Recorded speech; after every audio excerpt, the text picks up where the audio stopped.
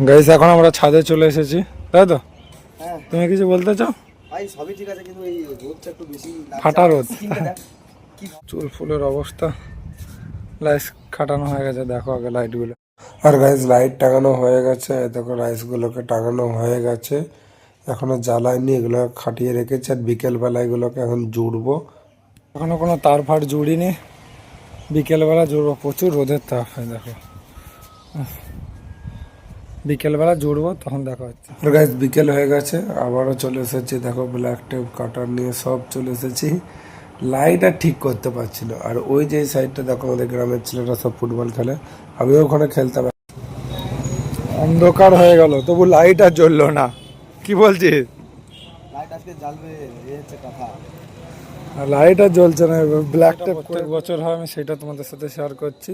এটা আমার প্রত্যেক বছর হয়। কিছু জ্বলছে এই সাইডটা, দুই একটা করে জ্বলে না প্রত্যেক বছর। এটা আমি ঠিক আর করতে পারি না।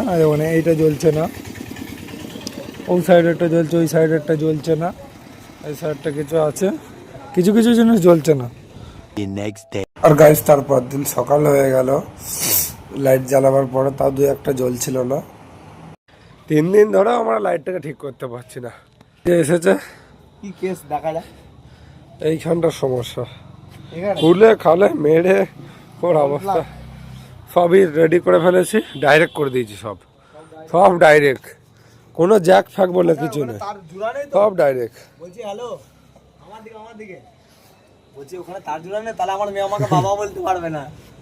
গুড ইভিনিং গাইজ, আজকে 3 দিন ধরে আমরা লাইট জ্বালিয়ে ফেলেছি, দেখতে পাচ্ছ লাইট কেমন জ্বলছে। সো লুক এট দিস, এই যা। সো নিচে থেকে ফাইনাল লুকটা দেখাবার জন্য চলে এলাম। দেখো নিচে থেকে কেমন লাগছে একটু কমেন্ট করে জানিও। আর এই সাইডটা একটা জ্বলছে না, এই জানলা ঘরে, ওইটা প্রত্যেক বছর আমার এরকম হয়, ওটা আমি ভাবিও নি।